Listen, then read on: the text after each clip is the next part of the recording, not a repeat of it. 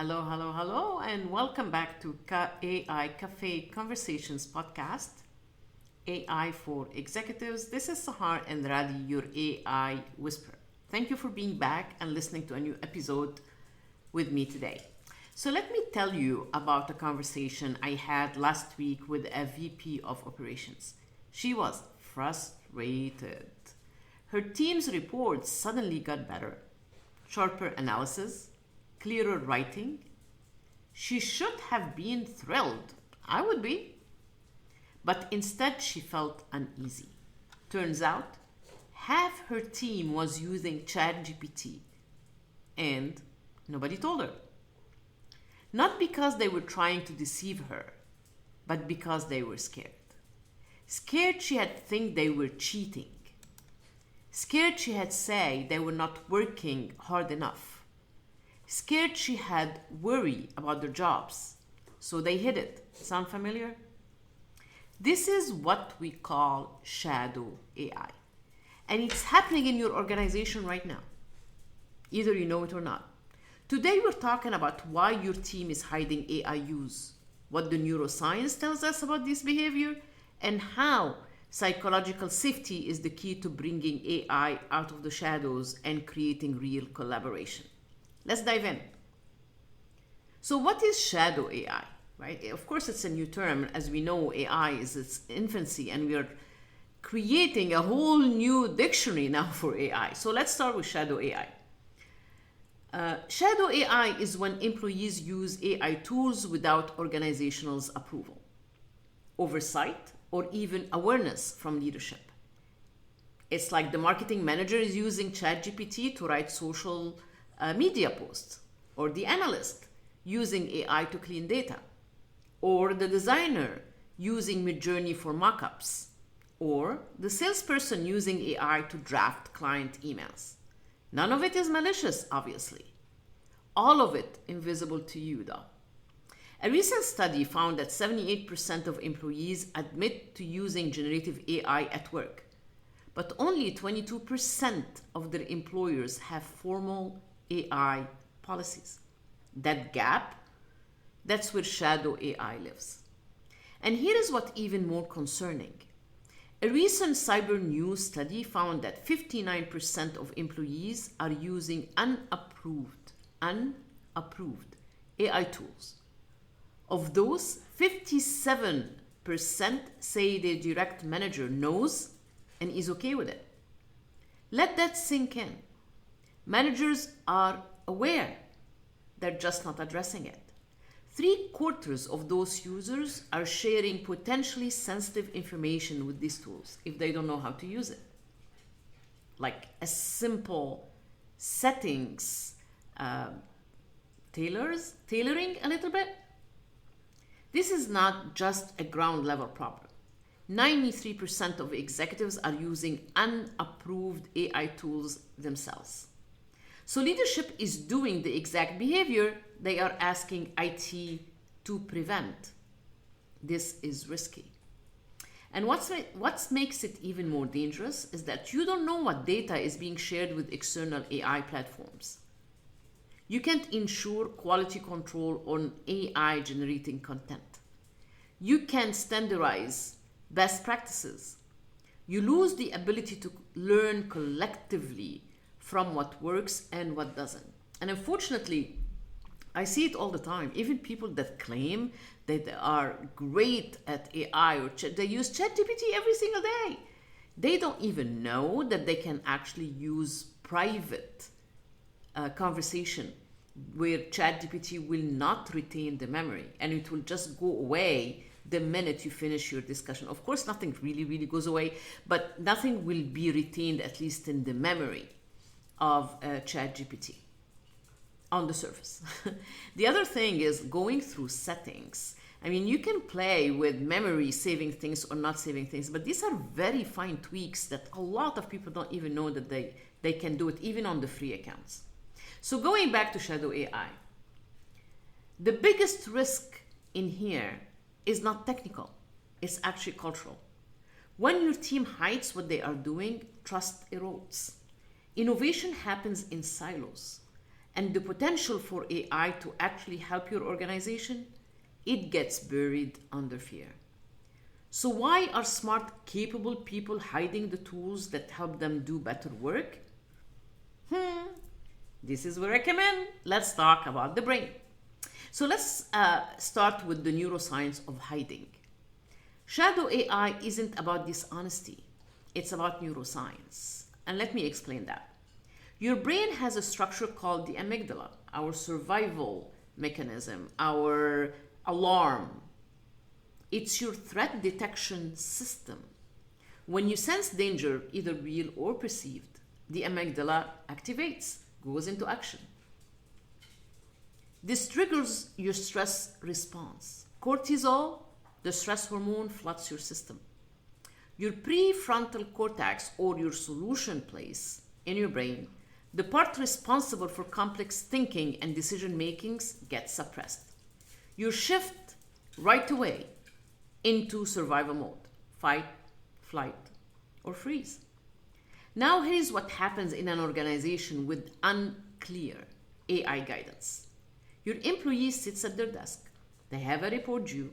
They know ChatGPT could help them draft it faster and better, but they don't know the rules. Their brains ask, is this allowed? Will I get in trouble? Will my boss think I'm not capable? Will they think I'm cutting corners? Will they worry, or should I worry that I'm replaceable? The amygdala reads this uncertainty as a threat, and the brain default response to threat, guess what? Is to avoid detection, hide the behavior. It's not really a character flaw, it's biology. It's protection, it's self-preservation. The amygdala doesn't distinguish between physical danger and social danger. The fear of being judged, punished, or replaced activates the same threat circuitry as facing a predator. So your employee is using AI. They get great results, but tells no one. Here is the neurological cost of this hiding. First, cognitive load increases, meaning hiding creates mental burden. Have you ever tried to hide something and it's always on your mind and you lose sleep at night and you feel like you're carrying weight over your shoulder? That's what it does. Because they are monitoring their language, they're covering their tracks. That takes energy away from actual work. Second, stress hormones stay elevated. Chronic secrecy keeps cortisol high. This impairs memory, creativity, and problem solving over time, and it can actually cause physiological and physical sickness, like high blood pressure, liver and kidney diseases. Third, the brain's reward system doesn't activate. Normally, when you do good work and get recognized, dopamine goes through the roof, gets released. You feel motivated to keep improving. But if you can't share how you achieved the result, that reward loop breaks. Your employee did great work, but they can't celebrate it. They can't learn from it publicly. They can't teach others. This is why shadow AI isn't just a compliance issue, it's a human issue. But the solution isn't in more rules or surveillance. The solution is creating an environment where the amygdala can relax. That environment is called nothing else but psychological safety. Psychological safety is actually the antidote to shadow AI. Psychological safety is a term coined by Harvard researcher Amy Edmondson. It means people feel safe to take interpersonal risks, to speak up, to ask questions, to admit mistakes, and to try new approaches. Not same old, without fear of punishment, humiliation, or negative consequences to their status or career. Even without the presence of AI, psychological safety is a huge issue that I see in a lot of workplaces. So where did we get that idea of psychological safety? Google's Project Aristotle studied 180 teams over 2 years. They wanted to know what made teams effective. They thought it would be talent, resources, leadership style. They tried teams that might be the same gender, they have the same education, the same hobbies, the same social activities, the same schools, but none of that mattered. It wasn't any of that. The number one predictor of high-performing teams was psychological safety. When people feel safe, they share information, they collaborate, they innovate, they recover from failure faster. When they don't feel safe, they hide. Shadow AI is a direct symptom of low psychological safety around technology. Now, here is what is really, really interesting neurologically, okay? When you feel psychologically safe, your brain shifts out of threat mode. The prefrontal cortex, or the front of your brain, or the problem-solving, decision-making part of your brain, comes back online. It takes over. Now it can think clearly. You can take creative risks. The amygdala still monitors the threat, but it's not running the show anymore. This is the state where learning happens, where innovation happens, where collaboration happens. So if you want to bring AI out of the shadows, you need to create psychological safety specifically around AI use. Not vague statements like "we support innovation," but specific behavioral signals that tell the amygdala, you are safe here. So let me give you 3 executives' moves that do exactly that. Move 1, normalize AI use by modeling it yourself. Your team is watching you, always. If you pretend you're not using AI, they assume they shouldn't either. Or worse, they assume you're using it but won't admit it, which signals hypocrisy. Leadership transparency is neurologically powerful. When you admit you are experimenting, you are signaling safety. Here is what this looks like in practice. For example, in your next team meeting, say, I used ChatGPT this week to summarize a 50-page report. It saved me 2 hours, but I had to fact check 3 things that were wrong. Anyone else experimenting with AI? And for the record, AI is not made for people to put a couple of words they call a prompt, which is not, and copy and paste everything. This is not AI. You have to check and recheck. You have to push back. You have to make sure that whatever you get is proper. I was working on a big report for case studies, positive and negative, using AI. And Claude gave me 3 examples. One of them, I'm like, okay, give me the citation of this. I've never heard about that before. And it had to admit that it fabricated that one to please me. Okay? Though in my settings, I have do not fabricate, do not hallucinate, do not give me anything that is not facts. And that's why we are the human brain here. We are in control. We need to fact check everything that we have. It helps us go faster, like, for example, summarizing a 50-page report in no time, right? That could take us days, but we have to be vigilant in the information that we get. So that's it. When a leader models use, they show that it's imperfect. And this way, as a leader, you actually invite the conversation. The amygdala in your team members registers. My leader is doing this. It's okay for me too. Psychological safety. I can ask questions.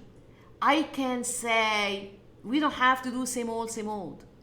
I can try, and even if I fail, I can learn from it. I'm not going to be humiliated. I'm not going to be shamed, and I'm not going to be looked at as a troublemaker or even stupid or ignorant. Okay? So try this. Share 1 AI experiment per week with your team. Not a formal presentation, just casual transparency. Move 2. Create guidelines, not bans. Here is what neuroscience tells us about rules. Clear boundaries reduce cognitive load. When people know what's allowed and what isn't, the brain can relax. Ambiguity creates threat. Bans create rebellion. If you ban AI use, you don't stop it. You just guarantee it goes underground. Instead, create clear, practical guidelines. For example, use AI for drafting, brainstorming, and summarizing. Don't use it for final client deliverables without human review. Remember, AI recommends, human decides. Don't input sensitive customer data. Do share what tools are working for you. Clarity reduces the amygdala's threat response. Your team now knows the edges of the playground. They can experiment safely within those boundaries. Try this. Draft a one-page AI guideline this week. Not a legal document, plain language.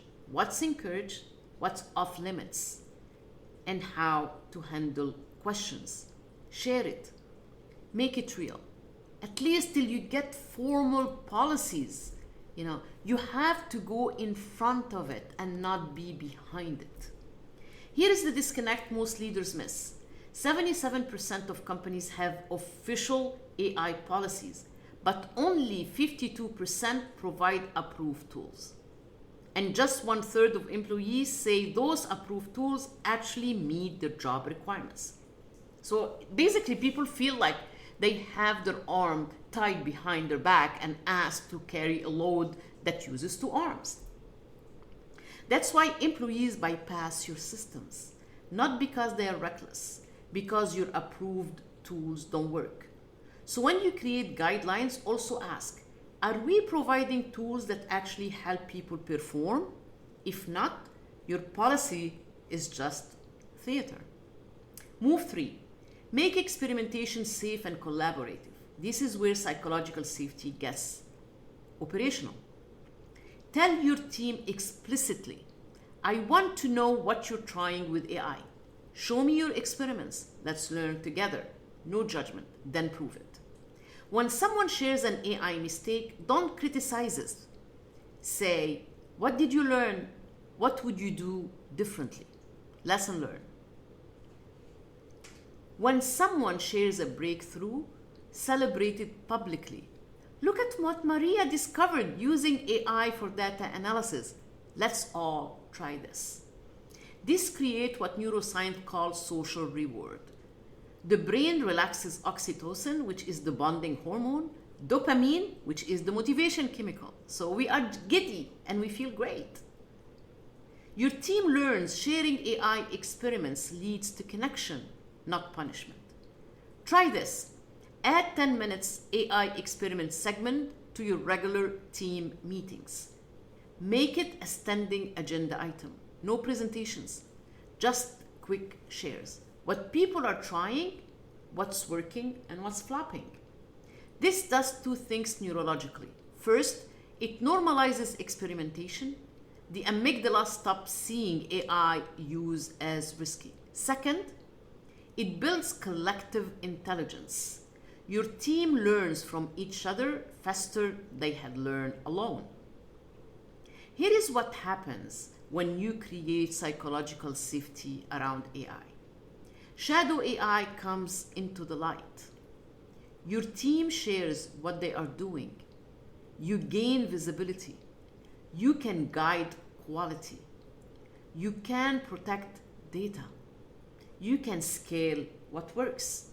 But more importantly, you are building collaboration. Instead of isolated experimentation, you get collective learning. Instead of fear-based hiding, you get innovation. Your team stops asking, will I get in trouble? They start asking, how can we make this better together? That's the shift you are creating. One more thing. Shadow AI isn't just an IT problem, it's a brand risk. When employees use unapproved tools to create customer-facing content, you lose control of the brand voice, compliance, and quality. When they input sensitive data into external platforms, you risk data breaches that damage reputation. This isn't about policing your team, it's about protecting what you have built. CMOs and executives need to collaborate with IT and HR to define brand safe AI tools, provide real training, and create policies that align with actual workflows, not something theoretical that has nothing to do with the actual work. Not policies that sit in a handbook nobody reads. Here is your Wednesday morning move. Send one message to your team. Say this: I know some of you are experimenting with AI tools. I want you to know that's good. I'm experimenting too. I had loved to hear what you're trying, what's working, and what questions you have. Let's figure this out together. No judgment, just learning. That's it. One message, it signals safety. It invites collaboration. It brings shadow AI into the light. Because here is the truth. AI is not going away. Your team is already using it. The question isn't whether they use AI. The question is whether they feel safe sharing it with you. Build that safety. Create that collaboration, and watch what your team can do when they are not hiding anymore. Thanks for listening. This is Sahar Andrade, your AI whisperer, and see you next time on AI Cafe Conversations. If you have any questions, any comments, please email me at sahar@saharconsulting.com. You can find me on LinkedIn at Sahar Andrade, and on Instagram, Sahar the Reinvent Coach. Let me know what you think. So then, as always, show me some love. Like, love, share, and subscribe to the podcast. Share it with other people or share it with leaders that can benefit from that. If you want to be a guest on my podcast, please email me at sahar@saharconsulting.com.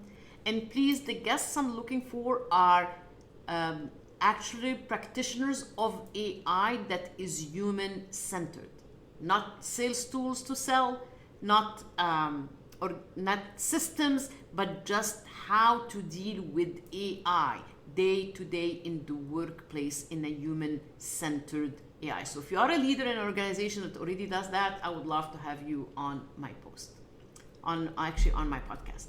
Thank you so much for being here. Till I see you next time. Next time will be the Friday post that is the extra cafe flavor. See you then. This is Sahar. I'm out of here.